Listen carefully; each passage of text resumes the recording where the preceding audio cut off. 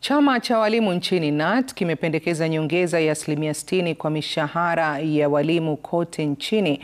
Naibu katibu mkuu wa chama hicho Hesbon Otieno amesema kwamba walimu wana mzigo mkubwa kuwahudumia wanafunzi humu nchini, huku majukumu yao yakitarajiwa kuongezeka mwaka ujao wakati elimu ya CBC itakapoingia gredi ya 8. Wakizungumza kwenye mazishi, aliyekuwa katibu wa chama hicho kaunti ya Kirinyaga Harrison Mureithi walisema kwamba watahakikisha marupurupu ya walimu hayataondolewa. Solidarity forever.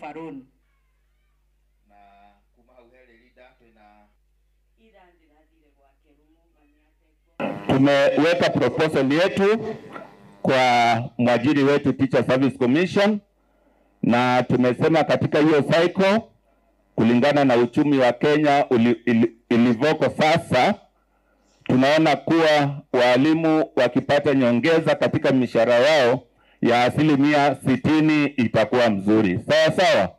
Asilimia ngapi? 60. Hiyo ndio tunaitisha kutoka kwa mwajiri. Kwa mambo katika nchi yetu ambayo yanahusu walimu. Hivi sasa tunajua wabunge wanafanya hii budget. Hii tunataka kusema, kwa sababu tunazika mwenzetu, wabunge waweke pesa ya kutosha, ili mahali ambapo tunaenda huko mbele tusiwe tunaambiwa pesa inakuja shule kidogo kidogo.